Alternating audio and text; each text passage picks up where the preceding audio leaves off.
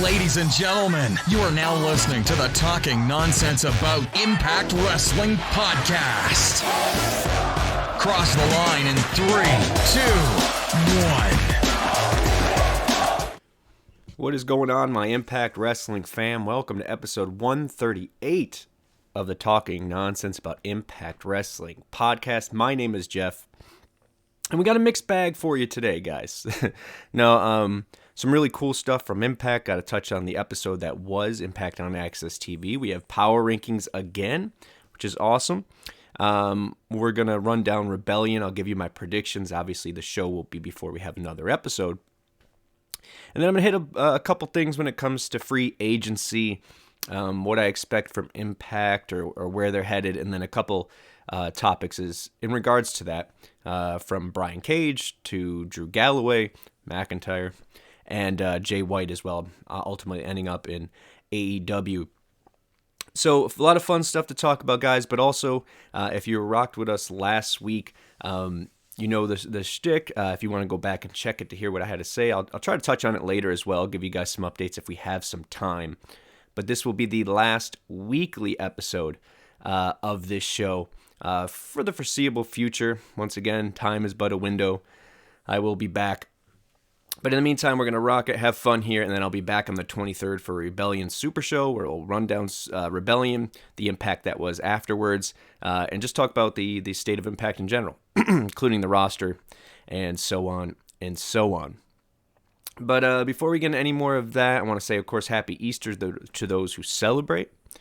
Had a good one here. The little one got to find eggs and wake up at 6:30 in the morning. But hopefully the chat lights up, keeps me alive, keeps me awake. Regardless, I'm going to have fun with this one. Talk in detail about the episode first. But before we get to that, I want to thank you guys. If you did watch last week, if you're watching right now at twitch.tv/TNAIWChannel 110, make sure you do keep following us here on Twitch. Of course, we'll do the monthly special, and I'll try to work some things in as we go. But of course, GoGoPowerRankings will be back on here this Tuesday, and talking bloody nonsense hopefully soon as well. So make sure you're still subscribing to this channel. Keep following us on Twitter. 4009 right now. It took a little dip, but it wavers back and forth once Twitter does its cleanup. But Io kills it there, man. So I want to shout out to Io and make sure you show him love there as he continues on a daily basis to take care of that. But all right, guys. I'm not going to waste any time. I'm going to get right into Power Rankings.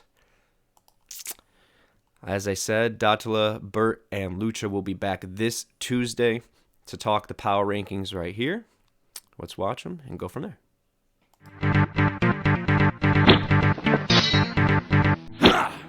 Number 10, French-Canadian Frankenstein PCO. Number 9, The Wild Child Jody Threat. Number 8, X Division's Jonathan Gresham. Number 7, World Tag Team Champions Ace Austin and Chris Bay. Number 6, Knockouts World Champion Mickie James. Number 5, X Division Speedball Mike Bailey. Number 4, Die Hard Eddie Edwards. Number 3, Kushida, Sabin, and Shelly Time Machine. Number 2, number 1 contender Steve Macklin. Number 1, X Division Champion Trey Miguel.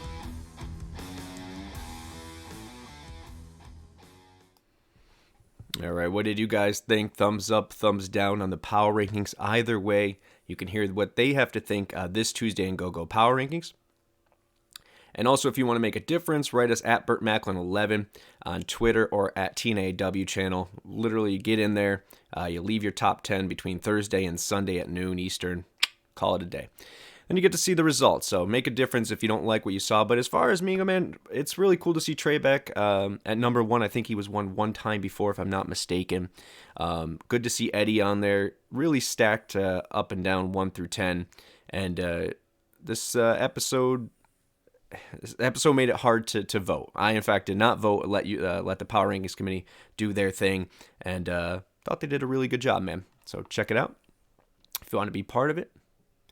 And either way, check out their episode on Tuesday. All right, guys. Know it's a holiday, so it might be me talking to a wall. But either way, we're going to have fun. And we're going to start with Impact on Access TV, but as we always start, we're going to start with BTI.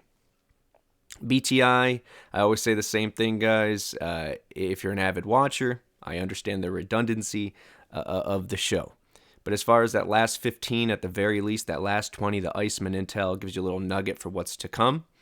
In this case, the question of will they behave at Josh is handing over the title ceremony. We'll get into that.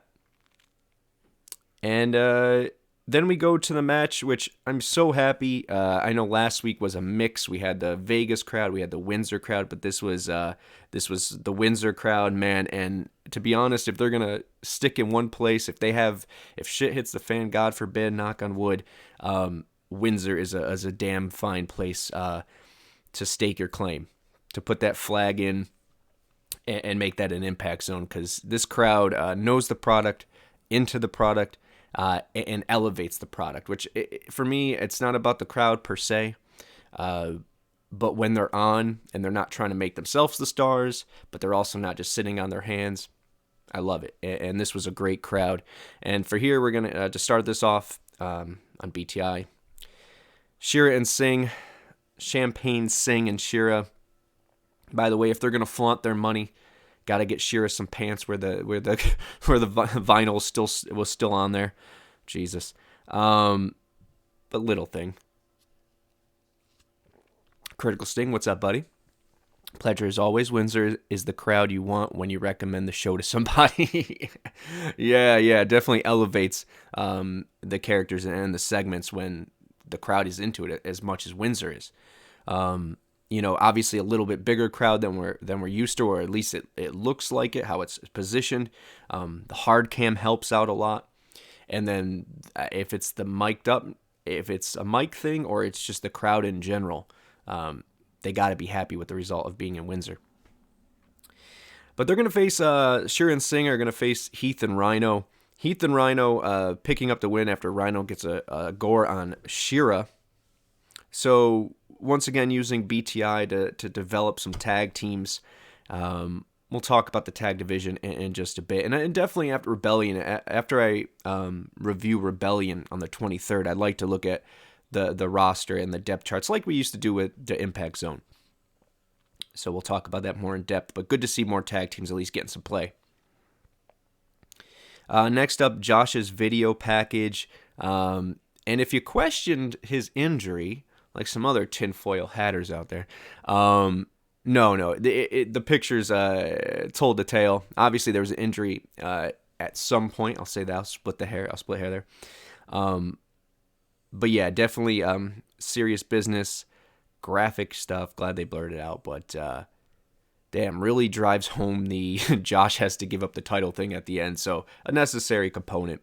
And thought they did this not only here, but later in the night with a Josh package that really set the tone. So kudos to them.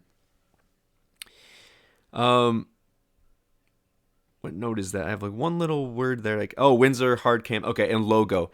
Now that we're getting, the hard cam where it should be, you got the cam over top as well. I really think, just like TNA days when you had Morphoplex and all that, I would love to have the Impact logo on the canvas as well. It makes for a really cool shot from above as well.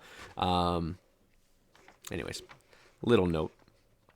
We're going to start this show off with the main event, as Motor City Machine Guns are going to take on the Mighty Don't Kneel, Slapjack and Big Teats, Shane Haste, and Bad Dude Tito here.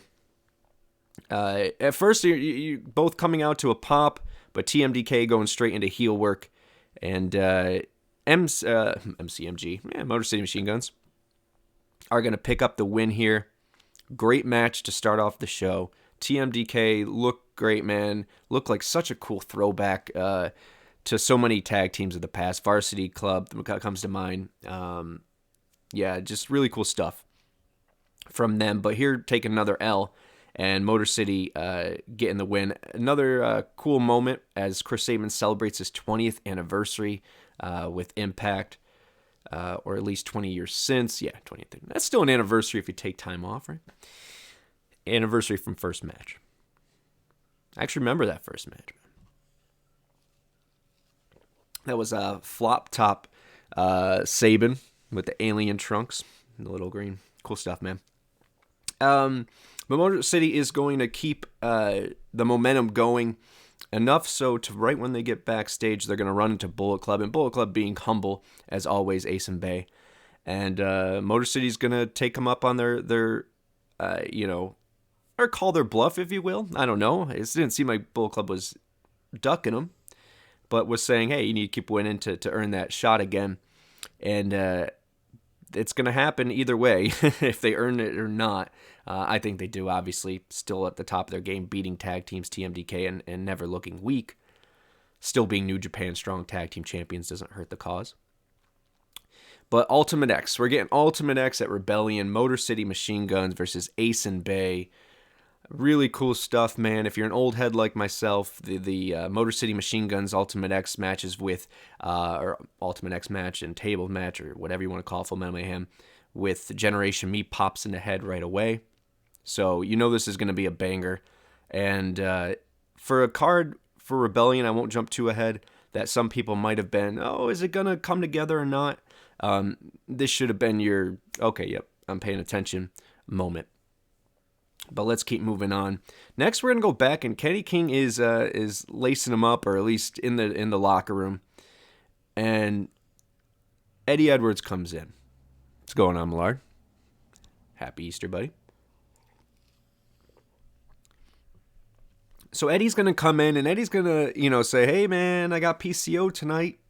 You got my back, and Kenny's gonna kindly, I really like this, man, because not everything has to be a complete blow-off or a we hate each other kind of thing. They're rocking with each other from I Don't Know More, and then a little after, with this new PCO thing. Was he the driver? Wasn't he? Kenny makes it apparent here. Not only has he got something else popping off that he's more focused on, which we'll get to later, but Eddie didn't really have his back, so, hey, we're cool, man, but, I'm going to take a step far back. And you should contact whoever ran over PCO. So planting that seed, and we'll see where that goes. We'll get our answer. Next up, Scott is backstage, and he is the president of Impact. What do you guys feel about that? With him being on screen, Santino also being on screen. I know he's the DOA, he's the president. But now that Scott's back, is it redundant? But Scott's going to talk, and he's going to get the word that Josh has arrived. Tommy's going to make an appearance and once again try to recruit Scott to be part of his Team Dreamer Hardcore War team at Rebellion. And Scott's going to be once again very fidgety about it. Oh, I don't wrestle. This isn't, I have more important, whatever. I'm the president of it. Yeah, I don't buy it. And not that I don't buy it. I don't think he's the person. Well, you never know. We'll see what happens next week. But do I think my gut reaction to him being that fifth member of a Rebellion team? I don't think so. I think it's just planting the seeds for him to get in the ring eventually. Or maybe not. Maybe it's a surprise. What's going on, Io? Either way, the one moment that really stood out especially is Scott mentioning that he pawned his watch to make it to Tommy's wedding. Can Scott just tell Tommy Bupinder is right there? Fair point, and that's who I personally think they'll just throw in there. But it makes sense. I shouldn't say throw in there. It's been made sense over the course of time. But Scott saying he pawned his watch to go to Tommy's wedding, and two things come to mind on this. One, shows Scott's character. What a good dude to make it no matter what any means necessary to a friend's wedding. But two, for those of you who continue to complain and hope that Tommy's not on your screen, he'll be there for the long haul, my friends. And if he's going to pawn his watch to go to his wedding, I think he's going to pull every string he can to keep Tommy on TV. And we'll get to that a little bit later. But I keep telling you guys who are on the fence or are just rolling your eyes at me putting any of them, what Tommy and Bully do, over. Bully's a completely different subject. We went over that with Lucha, and I've continued to go over that since since Bound for Glory, of the great stuff he's done. But with Tommy and him, there's a lot of, and obviously, you can make You could scoff at whatever. But when Hogan and Sting were doing their stuff in 2011, or Flair and Sting, or Foley and Sting, Sting the common denominator here, but those nostalgic, great moments where, hey, if this was a video game, really cool moment, it looks great, it pops the buys, or at least the attention, you get the chance, you get that nostalgia, and you can put some crutches in the match to overlay the segments. Well, yes, we got that one busted open debate thing that was the drizzling shits, but other than that, man, I'm looking forward to this hardcore war. It never disappoints when there's multi-man, no matter if it's Lethal Lockdown or if it's a hardcore war, whatever it is. So I'm excited to see that. Excited to see who the other person is in there. And once again, it's one of those, you got your two leaders, you got your Flair versus Hogan, whatever, and Tommy and Bully. So I like it. And it doesn't hurt the card or the cause when you're trying to sell a show to people who might not be, familiar with the whole product. I was saying it's basically Lethal Lockdown without the cage. Yep. I'm there with you, my friend. So after this, we're going into Bayley versus Jonathan Gresham 3. And this is for number 1 contendership at Rebellion for the X Division title. There's a bunch of points here, and you can see it on the Tron that I wanted to talk about the X Division. I mentioned it last week when they put over Mike Bailey in that video package as X Division, representing the X Division. I don't know if, Gresham and Bailey stay there in the X Division, but to get to that level, I don't want to jump around too much. Let me collect my words here, especially with this being one of the last weekly ones, right? So the X Division, when I was watching Sacrifice with my friend, he was saying, oh, it's not like it used to be. And I said, if you actually put the people together, if you actually, focused on the X Division being its own entity, once again, excited that, Bailey said that in the package, we really do have the talent. If you keep Gresham in there, you keep Bailey in there, you keep Trey in there, you get Ace and Bay. Do we want to keep them there forever? No. We saw what happened with, with Daniels or AJ or Joe when they stay there too long. Still, obviously, they all broke out of that, but the point is they missed their opportunity for those next steps, it felt like, in some cases. So I don't see that happening here, but as far as, having the talent level that we had back when the X Division was the thing, this doesn't hurt the cause. And I said last week, if this match ended in DQ and we got, spoiler free, by the way, so if you guys know anything else, please don't let us know. But if we could get this into a 3-way, I'd be very happy. And this ends with DQ, first and foremost. Let me get that. As Trey attacks. The result of that will be just a couple segments later. But Trey on commentary, man. Epic. Once again, I'm a huge proponent of having a wrestler who might not, especially champion, who might not be featured on the card, be able to put their 2 cents in and verbally. And man, he killed it. There was a lot of funny stuff he added in there. He's seen a couple of these people's matches. Rings the bell. But it was just good stuff. It sold everything. It sold his character. And to say Trey has leveled up since Spider Trey and from Rascal Trey is an understatement, man. So really excited to see this match at Rebellion, not to jump too far ahead. But this is, if you're putting on a showcase of the X Division, these 3 dudes are a good place to start. Really good place. And, I won't jump too far ahead as far as my prediction for that. But what I will say is, I hope this isn't I'll save it. I'll save it because I think something interesting could happen out of this match. Let's keep going on, though. The next segment is shout out to the ticker, by the way. I know it's come here and there over the course of Impact and stuff. It's been brought back now that we have more live shows and so on, and we're traveling.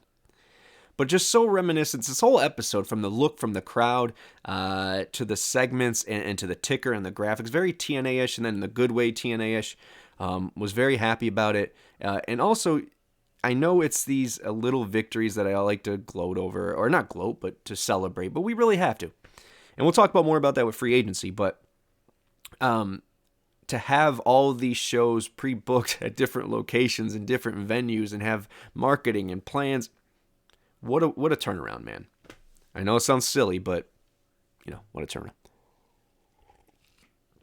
Millard's saying, I wouldn't be shocked if they put RVD on Tommy's team. Devon might show up too. Don't know if Devon's wrestling, but good idea. Critical saying there's actually a lot of guys on the roster who could work in the X Division more than people realize. Yeah, that's fair, man. Especially when you have people who, just not too recently. You got Decay, you got Black Taurus, who could definitely be in there. Crazy Steve, who's also good in there.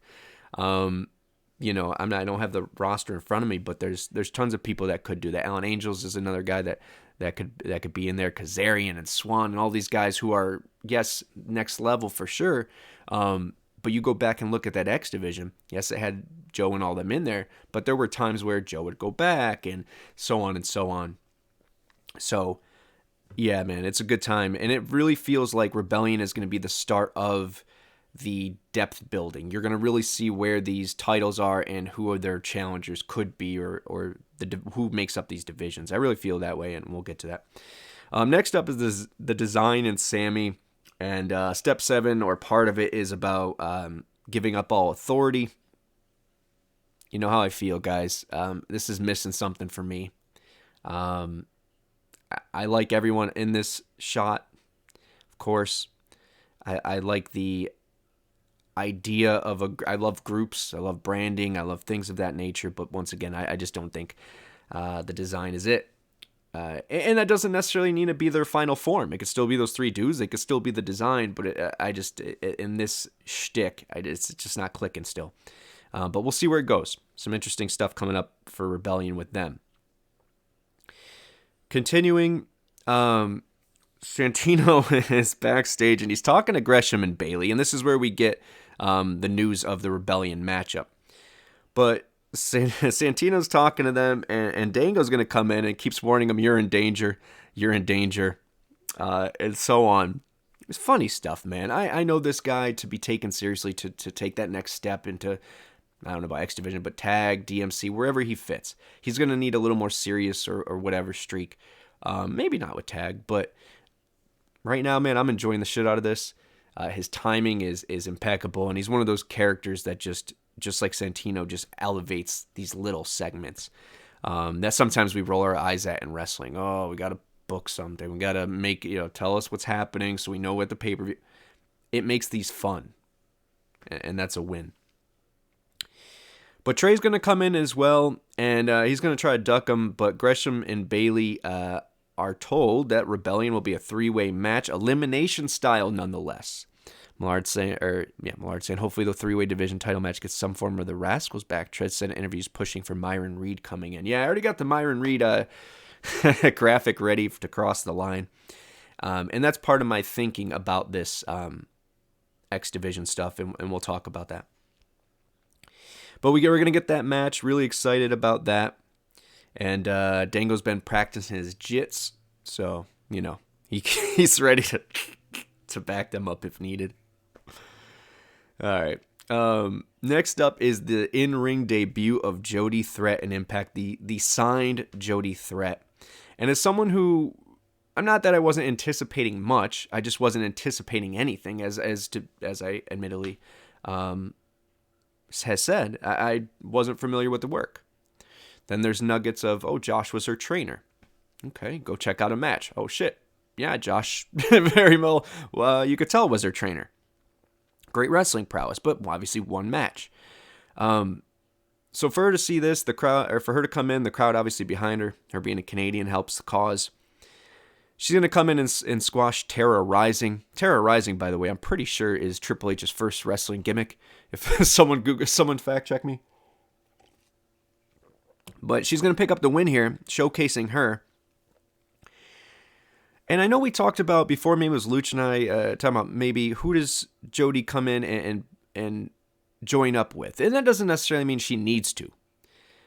But as far as building that division, building the Knockouts tag, which is something I think these Knockouts should come in that are new, should do. Come in with the vet, tag up with someone who's already there, something of that nature. Come in twofold, I don't care. But create a tag team, work your way up. You have your blow off or not. You go your separate ways. Then you go into singles when the Knockouts division opens up for the world title. And we said, oh, okay, made a lot of sense with Killer Kelly and her. But I don't know, man.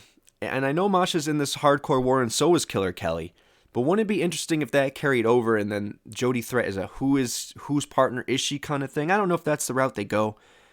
But you put Masha and Jody Threat together, bro, that's wrapped. That is a tag team. That is a couple of killers in a tag team that I think would bring that division something they don't have or haven't had since probably since ever, but definitely since the reconception of this thing. So I think that's the money. I know Masha on her own for sure. I get it. But for whatever reason, they've swerved off for that, and I think we know why. But we'll see. We'll see where that actually ends up. So I think Jody and Masha would be a killer tag team, pun intended. And I don't mean this in her wrestling ability, her look, her promo, anything, her charisma, anything. Just when Jody Threat came out and the energy in which she brings and the music hitting and the crowd going, very ODB-ish for me. When we have all these knockouts that obviously represent different things, you saw the PW Illustrated thing, diversity everywhere, beautifully represented across the board, and everyone could go. To add Jody Threat to that, to have another character who's just kind of, mold breaker, score, man. I really dig it. Really dig it. Critical Singing, after all the talk of people not under contract, just about all the recent additions to the roster are confirmed to be under multi-year deals. Yes. And I was gonna hit on that point when we talked about free agency at the end, but I think that's a really important point.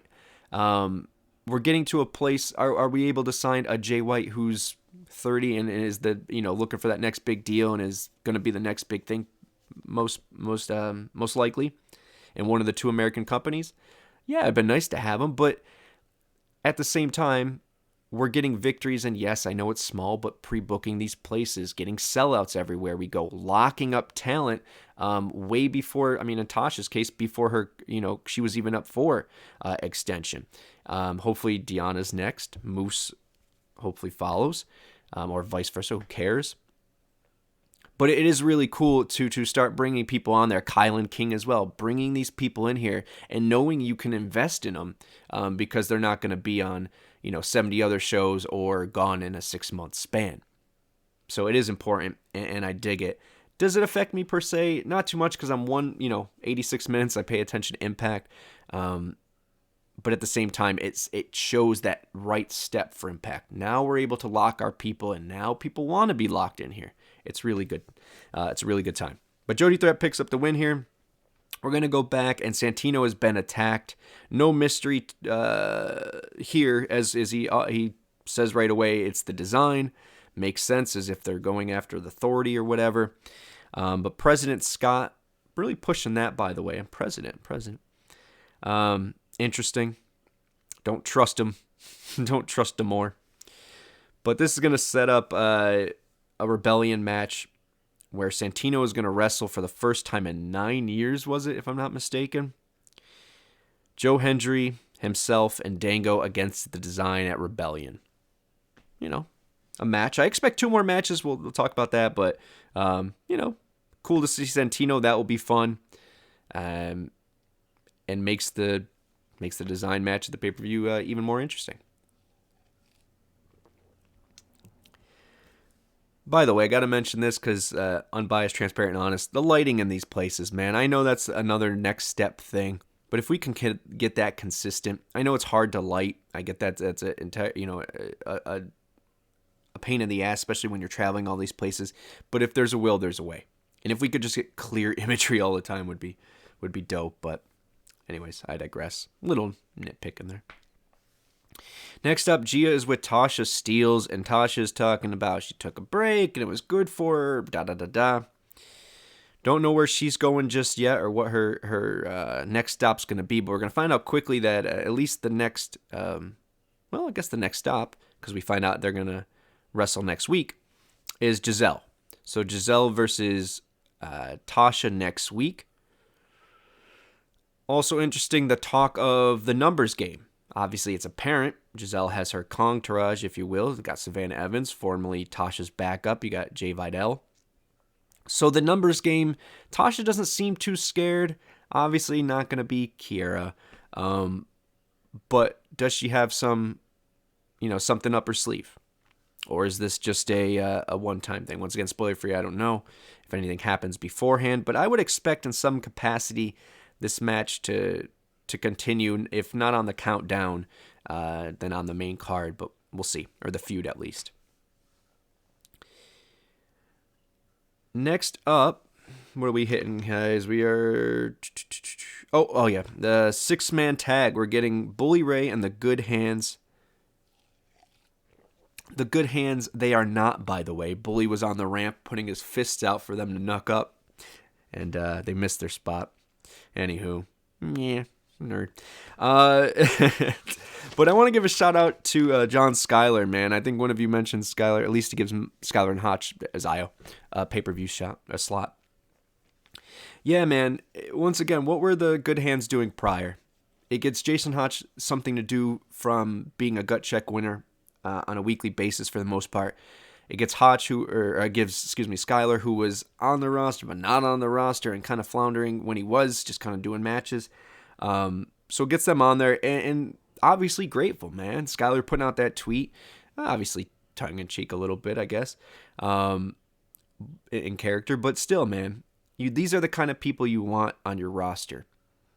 In their Twitter bio, will they put Impact Wrestling? Will they make sure they say they're an Impact Wrestler no matter what they do? In the Good Hands or not, seem to be a couple cats who are around for the long haul.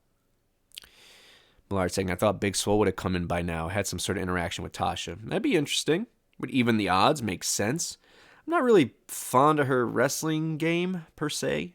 But if she's stepping up, she's got a good presence, man, great look.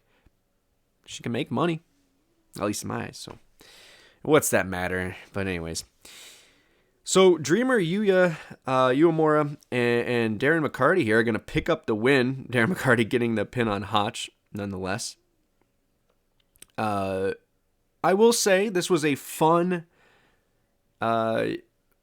continuation of the lineage of an athlete coming in from another professional sport and making an impact, pun intended. No D'Angelo Williams. I don't know if anyone will touch that anytime soon. But the one point I do want to make, and obviously we're suspending belief here, right? Or disbelief, suspending, whatever. But Darren McCarty and Bully Ray going up for the fist, and Bully is going to sell this and get scared and run out. But fist to fist, is anyone really taking McCarty over Bully?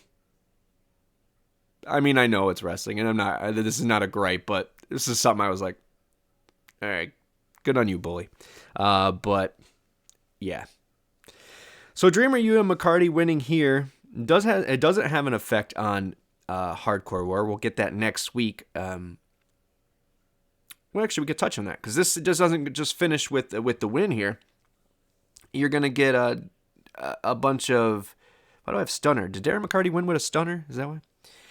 You're going to get Kenny King that comes out. This is what Kenny was alluding to later. This is his new gig that he got that he thinks it's going to, put him on the map or whatever, however he worded it. You're going to get Kaz coming out to balance that out. Then you're going to get Masha. Then you're going to get Killer Kelly. So we're going to get a couple answers here as far as who's going to be on Team Bully, who's going to be on Team Dreamer. We'll get to that when we go over Rebellion a little bit further. But I thought it was entertaining. Crowd was into this, man. Didn't look suspect giving McCarty the win here. It made sense. It looked good. Good times, man. And this setup, it sends up the chaos of what Hardcore War will be. And I enjoy that. Millard saying, Jeff, do you think we might see some Invicta ladies coming to the company in the future? If we don't get ladies from Stardom. I don't know, man. My eye is still on the Mercedes prize. I still think that's up in the air. Maybe it's not. Maybe it's already locked in for a different time. Slammiversary is a really cool pay-per-view, but so far away, man, it feels like. I just think, man, even though Stardom is great, the Invicta rub of having, some crossover there and getting some, for fresh green talent, I guess, some prospects would be cool. But if that PW Illustrated cover spoke to us last week, I don't know if it was you or Critical Sting who said it, it's a testament to who also isn't on there. We have so much talent in that Knockouts division that I'd rather continue, and that they could help build up the Knockouts tag, but we have a really good, crop that's fighting, for the world title, let alone the Knockouts tag. So we have so many other dope knockouts that I think we should feature, but I get the excitement. Continue on, here's another Josh package, which was great. Some Jordan love, which, I gave her flowers last week, man, absolutely killed it. And once again, someone you want to lock down who's an amazing ambassador for the company. Then we're going to revisit the four-way that was at Multiverse United. I kept butchering name. I went back and listened to a little bit. Yamashita.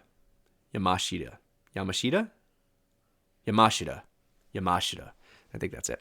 Either way, my love for her, even though I butchered her name, or maybe I did. I don't know. Maybe I'm saying it wrong now. Probably. But either way, it was cool to revisit that. And it went right into a Deanna promo, which I thought was necessary. I thought was really critical to getting her character back on track, if you will. Obviously, her contract rolling over, vexed, the breakup there. And she even, she goes through the whole, I don't have to say anything. She went through everything, man. Answered a lot of questions. This isn't a title match she was expecting, but doesn't mean I'm not going to prepare for it. Love this, man. And it also showed, that who she is. She is the virtuosa. She's got a blank canvas. Love it. We got a year with her at least. I can't see her. I don't want to jinx it, but I just can't see her leaving. She's another one of those foundation pieces, but I understand as well the opportunities out there. Just having her, and I thought this was a Masha spot, and we kind of played around with the idea of Deanna getting it, but she does, and it'll be Deanna Jordan at the very least at Rebellion, which, once again, a main event. And then you add Mickey into that. Yeah, gonna be a banger. Gonna be a banger, guys. But let's keep continuing. Eddie Edwards is coming out. Die Hard Eddie Edwards. He's rocking the green. I love the lighting and stuff here. He's the franchise of Impact Wrestling. And he's going to face PCO. And PCO, love the shadowing and the airbrushing and the cuts and everything they're doing, man. It's that next level presentation.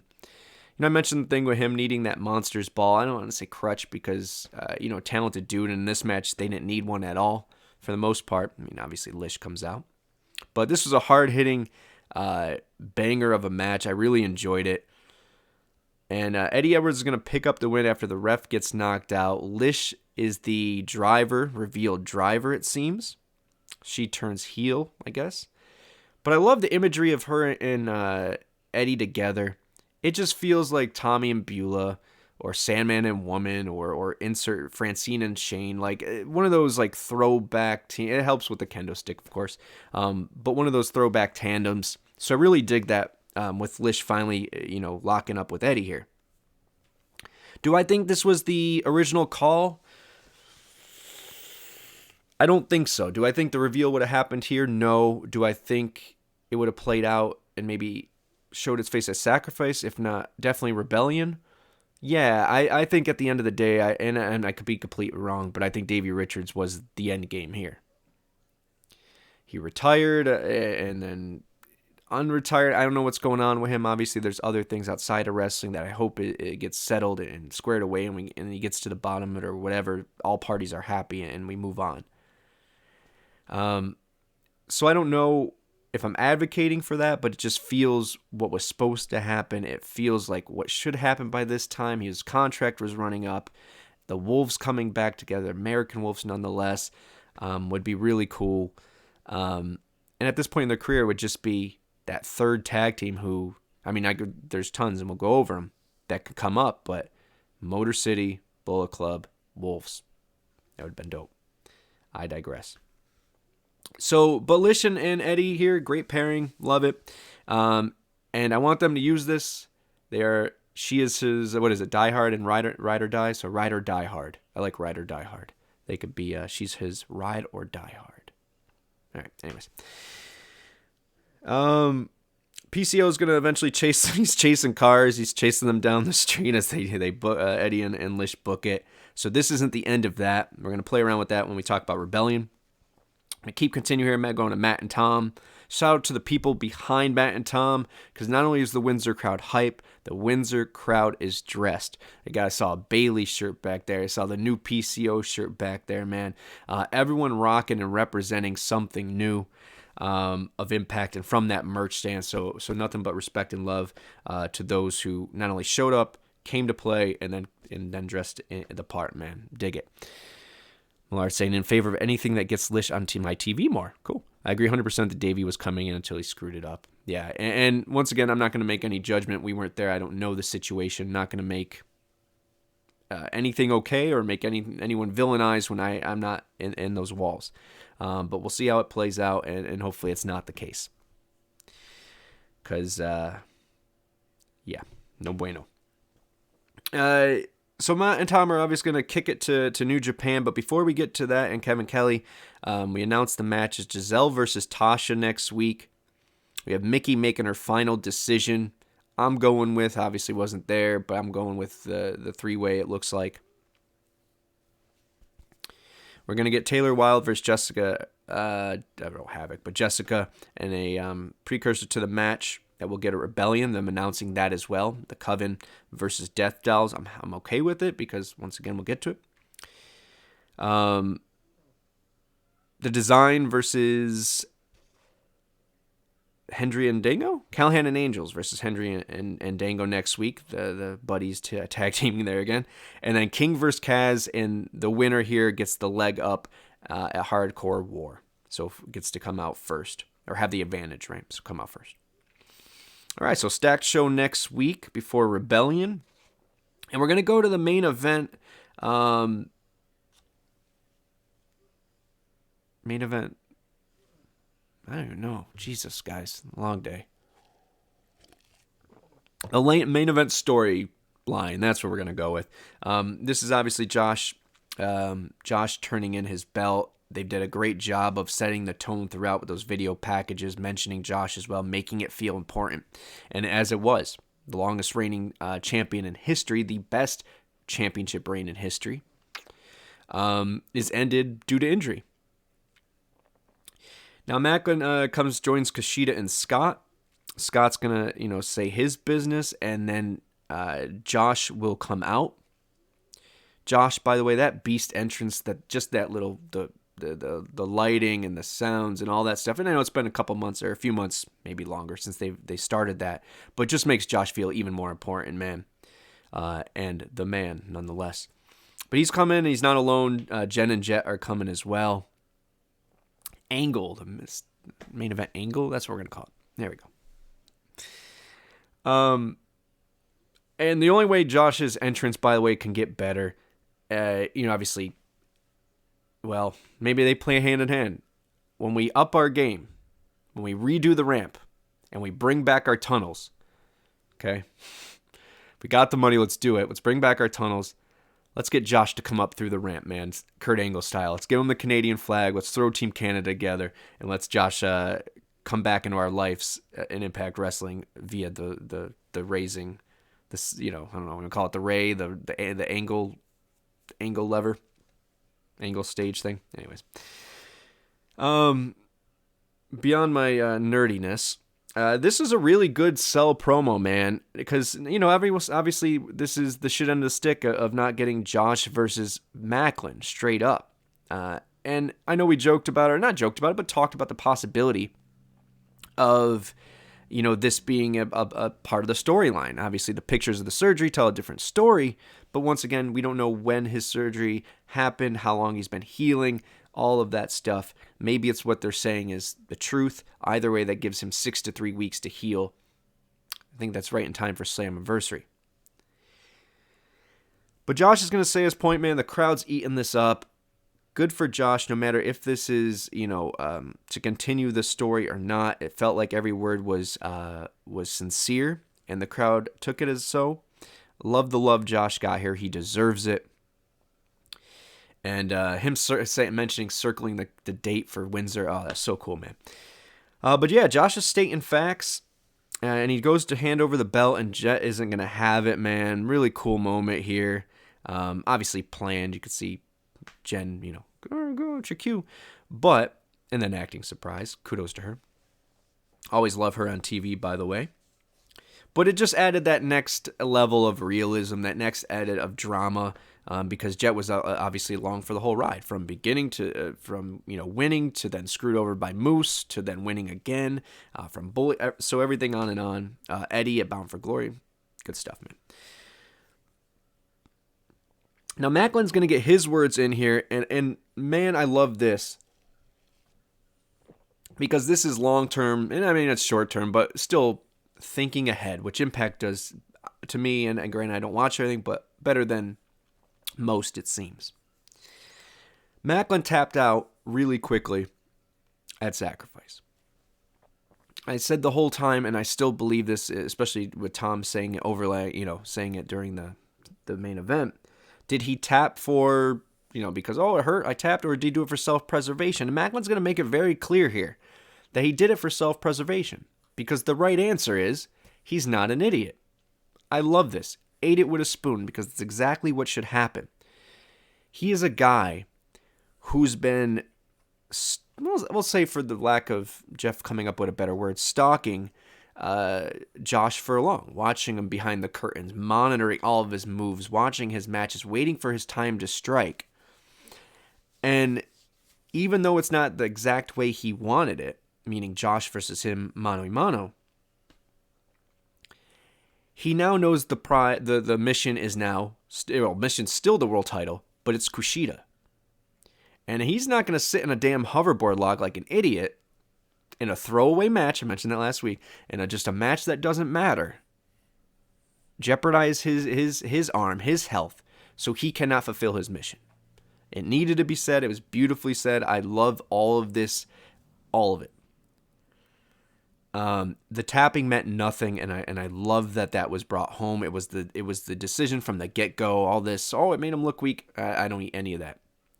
It was intentional. The other thing I think was intentional was a lot of advocating, a lot of Paul E. advocating for his client kind of thing with Scott and Josh, if I may say so myself.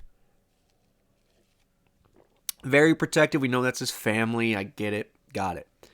But a very, very in the face of Macklin. And of course he said, I don't want to show bias, but I hope Kushida wins kind of thing. But, and I love that, by the way.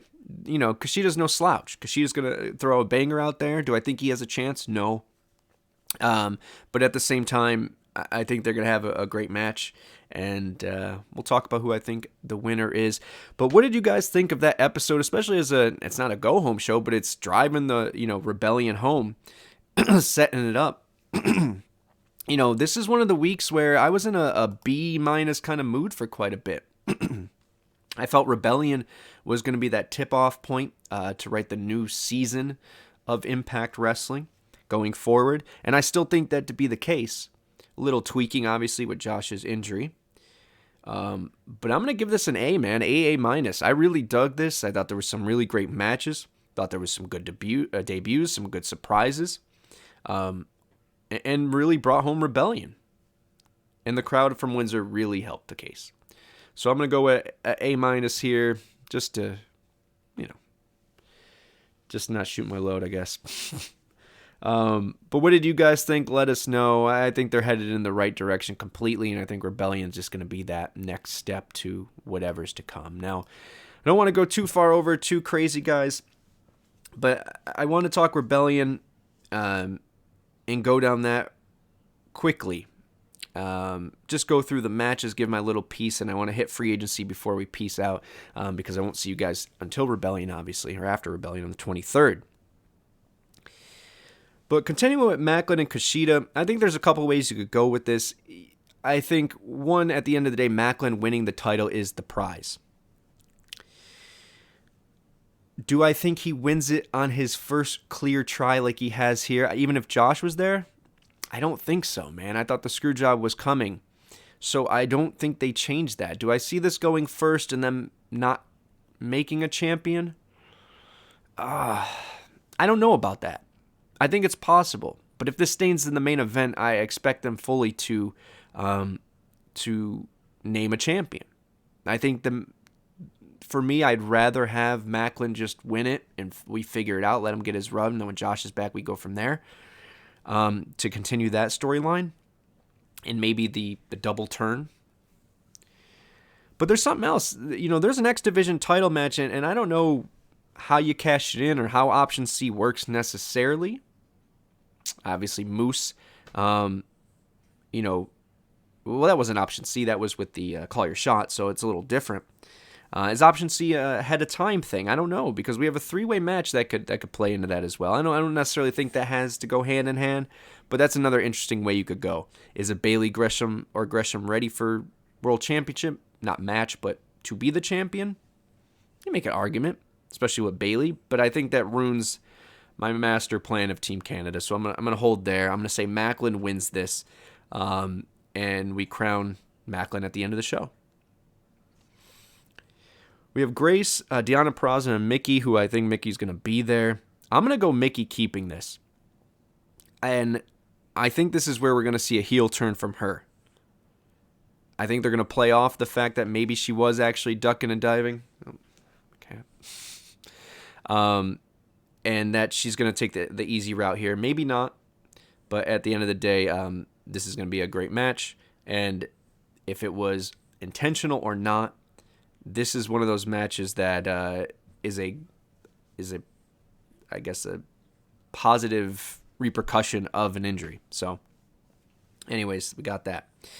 I'm gonna go Mickey there. So Macklin, Mickey, Eminem, and we'll go to that elimination match that I was talking about. I really honestly thought it was gonna be, if it's not an Option C type shtick, I still think it makes sense for a Bayley or Gresham to beat Trey, to eliminate him, make Bayley versus Gresham 3 for the title. So eliminate Trey, have them, we get a new champion.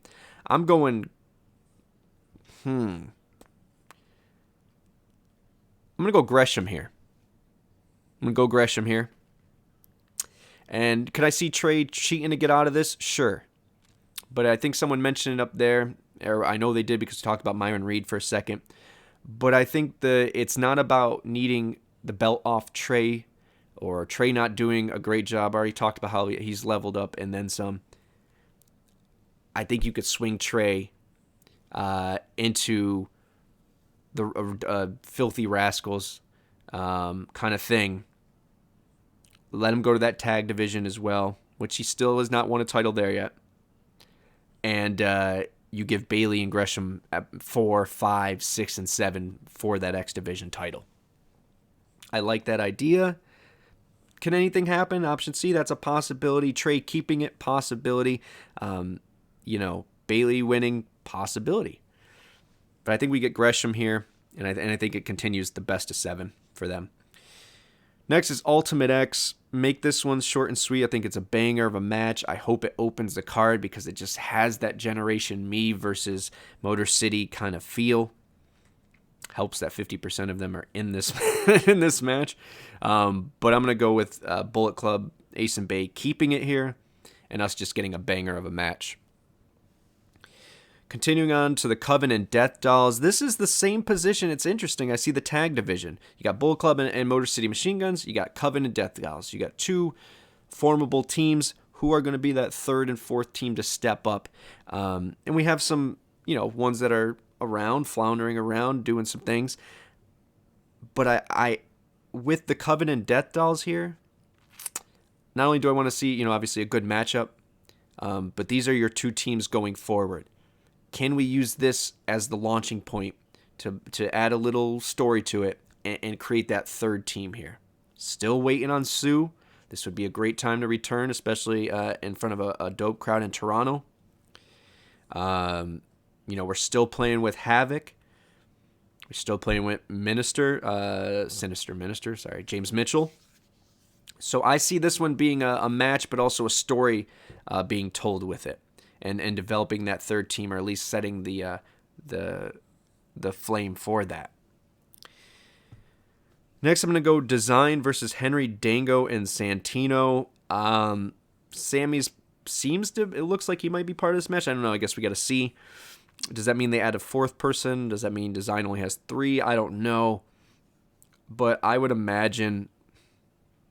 I'm going to imagine Santino gets the win here, and this sparks some debate internally again with Sammy and Design. Maybe not. Anything can change after this Thursday. Last but not least, right now, we have Tommy and Bully in Hardcore War. Team Tommy having Yuya, Kaz, and Killer Kelly. Bully locked in with Good Hands, Kenny King, and Masha Slamovich. Tommy, I'm guessing Bhupinder here. Could it be someone else? Yeah, there's a lot of people that still don't have a spot on this card.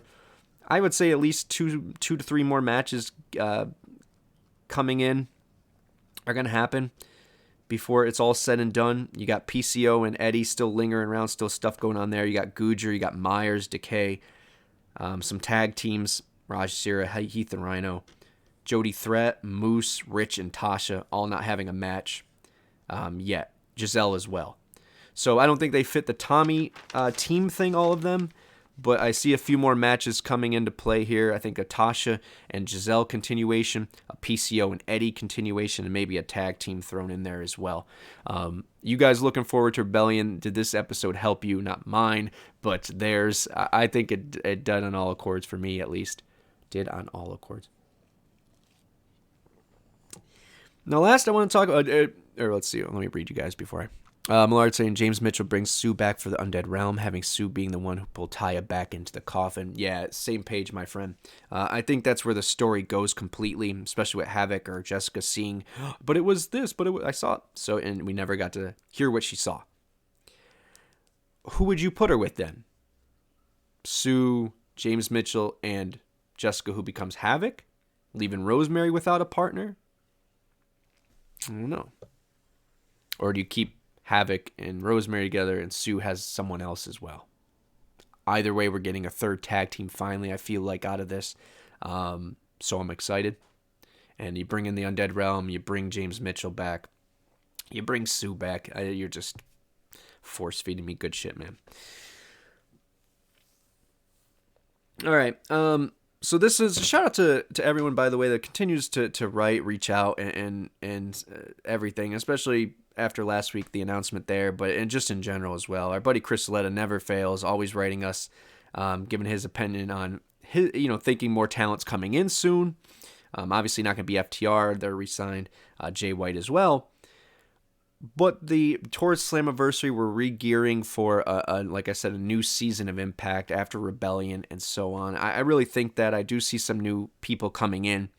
But it's the same shtick I say to you guys all the time. It needs to, not only for us to want them, and for them to check off all the boxes for us, be that budget, be that worth the budget, or taking a spot from someone else away. Or it's on their end of, what do they want in life? Do they want more freedom with creative? Do they want more money? Do they want stability? Do they want the ability to be free? So there's a lot of questions that go into free agency. But with Impact, and yes, they are, as I mentioned, the little big victories. Obviously we're going to bigger arenas where, we have crowds that are definitely into it. We're able to lock in our talent. We're able to announce multiple months ahead of where we're going and start selling tickets and shirts for those places and so on and so on. And little big victories. But that next step, you imagine is going to be bringing in free agents still. And I would say, obviously there's room to play in all these divisions, and I want to touch on that when we talk the Rebellion after Rebellion. I think, world title picture is still, where we need some more meat on the bones. We have Josh who's locked in. You have Steve who's Macklin who's rising. You have a bunch of people who've been there or can rise. You have Moose who, if is locked in, 100% needs to be there all the time. But we could use some people, and would a Jay White been a great one? Yeah, of course, man. But I want to dive into that one really quick, because I think there's a couple things that play into to Impact here. One, when he mentioned where he could go, Impact was the first thing he mentioned. So if that was out of just kind courtesy, the fact that these people who make a stop here are still recommending us and shouting us out is a great thing. Small victory. Do I think he was headed to WWE before Vince was said to the sale and all that stuff, and they went on a reported unofficial spending freeze, hiring freeze? I think that was the case. And there was an interview with Gunther who mentioned they asked him who they think is going to beat him for the Intercontinental title, and it just made he said I don't think the person's on the roster yet. This was before WrestleMania, I believe. But either way, it just made a lot of sense for Jay White to debut on Raw, and for them to say they had months of stuff planned out beforehand, before negotiations broke down, makes a lot of sense. He didn't, he wasn't going to go straight in the main event, but he's going to go into a mid-card title feud, a high mid-card title feud, and go from there. And that seems what he's doing with AEW. But the dude's 30. He's obviously looking for a contract for that first, I'm sure he was paid well over in New Japan, but that big first American, big money contract. So no harm, no foul. But I think what's interesting out of that, besides those, little things where was he going to go, was he not, is that the hiring freeze over in WWE is kind of putting some people in some weird positions. Some people who are continuing to be free agents. Some people who aren't getting the contract they want and might leave and whatever it may be. But there's a crop of people, obviously with Jay White, FTR being out of that we have to say of what can we offer, who fits what we offer, and would be happy, not only coming in, but staying and working with it where they're not pulling the wool over someone's eyes, that they want to be part of this, they know what they're getting into, and wants to put the company on their back a little bit or be part of the team that does, and moves us forward. And, there's a few people, I think, look, not saying that this is, the answer. Obviously, he's with NWA, but I think EC3 is a guy who could come in here, especially if he just his trouble plays and he forgets everything and just goes right back to EC3, would be phenomenal. But obviously, he's signed. But that kind of talent who has some recognition within our company, some lineage, some history, but also has played around elsewhere, sees what every other company is about, or maybe is just waiting for that next step opportunity. And, I'm going to mention this because of, I think she's talented. I also think we should all be able to redeem ourselves. But Tessa making, the right moves to get back on track in the States and in the wrestling world. She's doing a Canadian loop. She's making amends with La Rosa Negra. So it seems she's trying to do the right thing. Is she someone that could come back? Critical Six saying, man, EC3 hit a few branches on the way down. But I say those names because I just want to mention people who have had a history with us that can come back in that maybe need that chance.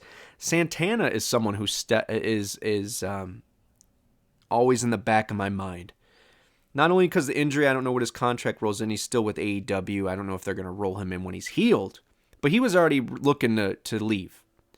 And I thought, man, despite maybe interest elsewhere, for him to come back, he could be someone who could be built to be Josh's rival for a long haul. They had wonderful feud, LAX, and I'm going to blank here, but Josh and Ethan, the North. So they had a great feud there. To have one single from that, and those be in the main event picture tells a great story. There's a lot of, a story you could tell over that. And man, hey, him leading a new LAX against a new North, Team Canada would be dope. So them are the kind of people that I want you to keep your eye on. They might not be, barn burners, but they're people that have a history with us that need maybe a chance to prove, one thing or another, be it they're who they are as a human being, or be it, that they can be healthy and make that next level in Santana. Those are a couple names I want you guys to think about. Doesn't mean that she's going to be in the main event. No, I think they would keep her in knockouts and such. But I just want to... The other one that's interesting is Brian Cage. Because he's working without a contract, and it seems that Brian Cage was headed for WWE, but with this freezing, you never know. Once again, that's all speculation, but we do know he's not working without a contract, in AEW. Now, once again, putting the what does he want aside. Money, hire, take that next challenge. He's in his late 30s. I get it. But if that opportunity is not there to you, and yes, once again, anyone could be redeemed, even a business relationship or a boss to employee relationship within a quick certain time. At the same time, we got to call a spade a spade. Brian Cage was thoroughly shit on for quite a while over in AEW. With the FTW stuff, I don't, obviously I'm not going to, unbiased, transparent, honest here. I don't watch the day-to-day or any real footage of his run there. But when you connect the dots, you see how he was treated. You see where he was booked. You see where he was until they rolled over that extra year in the contract. Oh, I have a big plan for him. And now he's in ROH. Well, now he's might sign. Now they're rolling out Jericho. They're rolling out Tony. All in these interviews, putting it out there that we want Brian Cage to stay. I'm going to be real. And I said this during the time where I was, on Twitter saying to Melissa about this. Her and Cage need to come home. And if they do, I would love for it to be a Talia and Bane-like gimmick, man. Come in his heels, let her be the controller, let her speak for him, and send him out there. He comes out and just fucks shit up. He has the history here. He has the talent to be in our main event scene and in any division we need him in. But an instant credibility, a guy who can instantly go against Josh or Macklin, whoever's in our main event scene, Moose, whoever's there. And still has those feuds. He has Sammy still here. He has, would love to have him back. It makes sense. And he's someone I would keep our eye on. Do I think, we could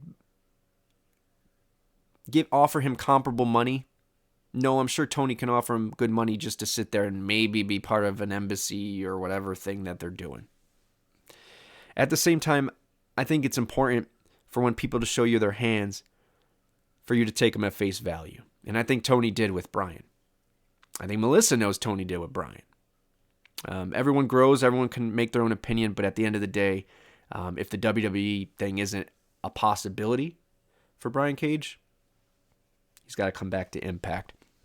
Now, the other person that's, and I think it was, this is what Io was mentioning, so Io, if I'm right, let me know, but you're saying I should cover on the show, and it was about Drew McIntyre, and I think Bert was talking about it as well in our chat.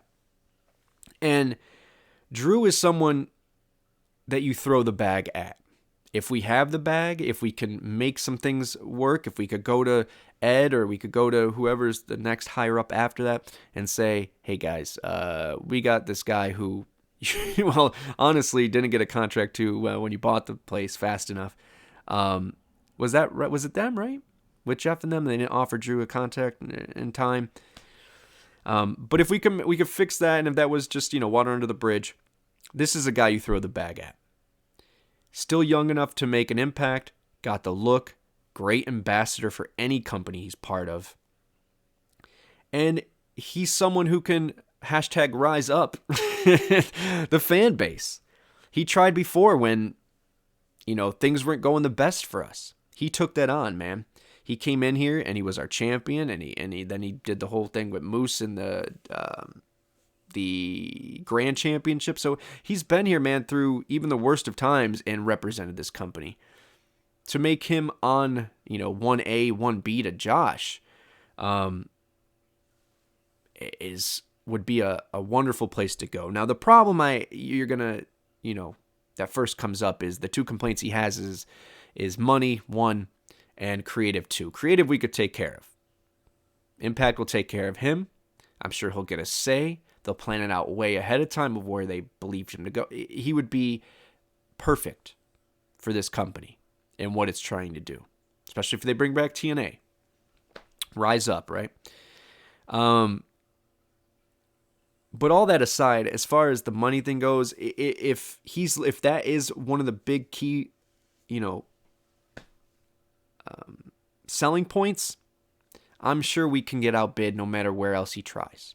I mean, now granted, obviously, little MLW is not going to go there and stuff of that nature.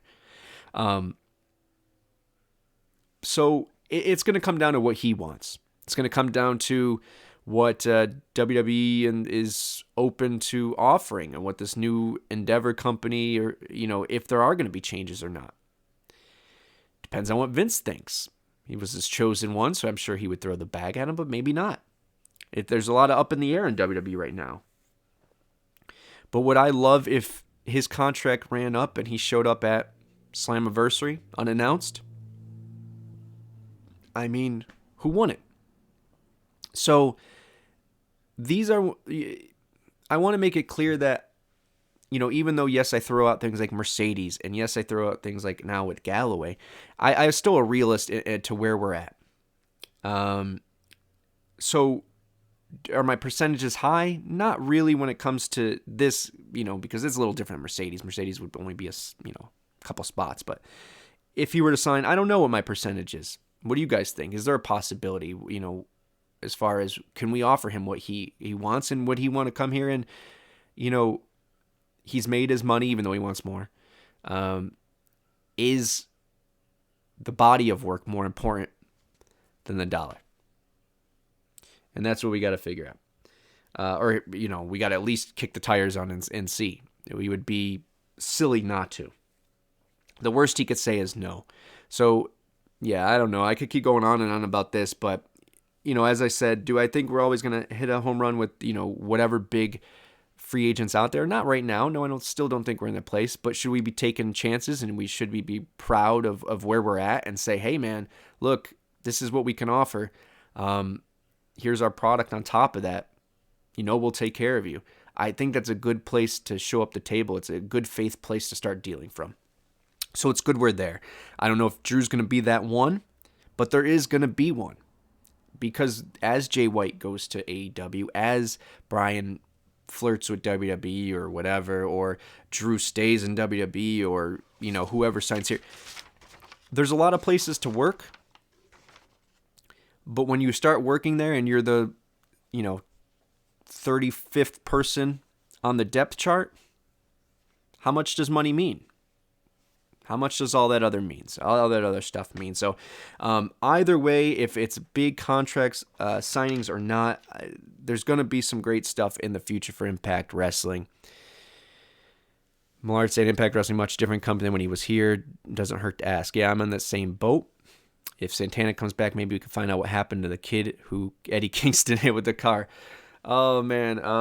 Richie! Is that Boys in the Hood? Is that where they're from? Yeah. Where's Richie from? No, Richie's from... Oh, what is that damn one with Lou Diamond Phillips? Someone let me know. All right, guys. So that was our hot topics. As I was saying, either way, Impact is on the right path. Even when they're in their lulls, you could see that they have everything, in line. It's just a matter of putting the pieces together. And I feel like Rebellion and this last taping, obviously, showed that, but Rebellion and so on and forth as we go to Slammiversary will definitely show that. So I'm excited for Rebellion. La Bamba.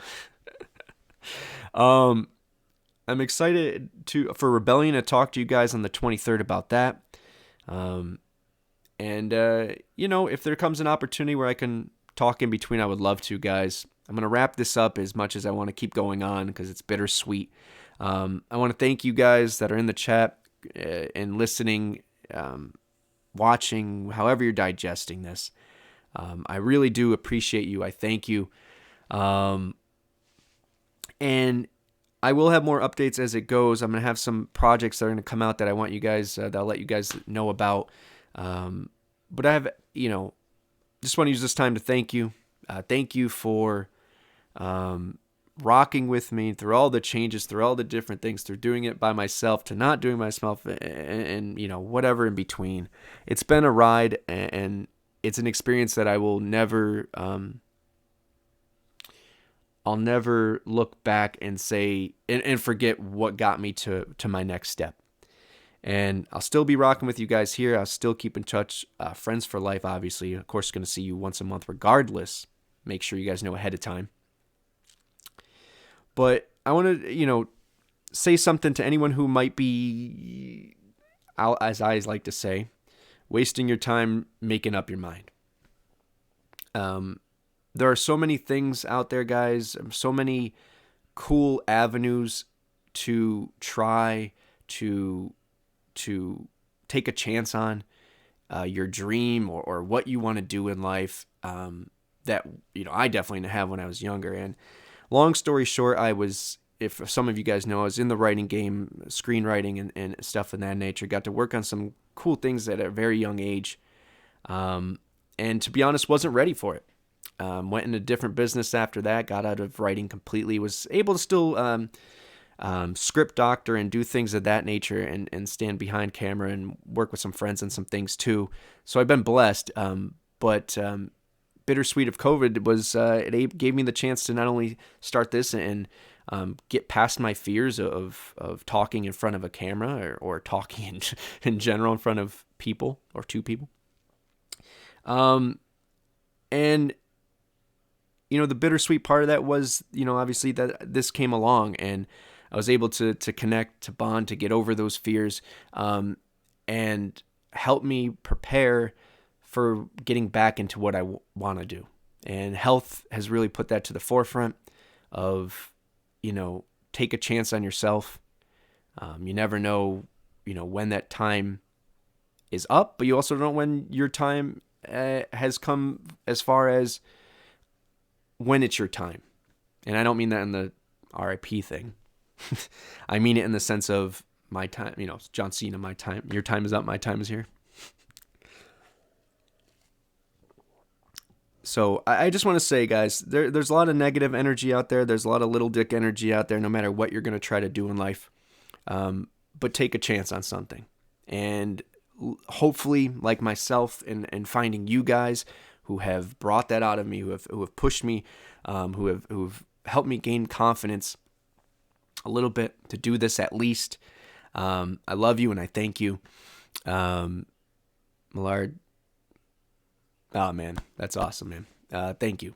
And I'll continue to do whatever I can no matter where I go. And obviously I'll be on here still, but to promote Impact Wrestling and never forget who prepared me for that next step in life. So I thank you guys. I love you. And I'll definitely have an update for you on a couple projects I'll be doing. By the 23rd, I can definitely let you know. And I hope you guys follow me along for the ride.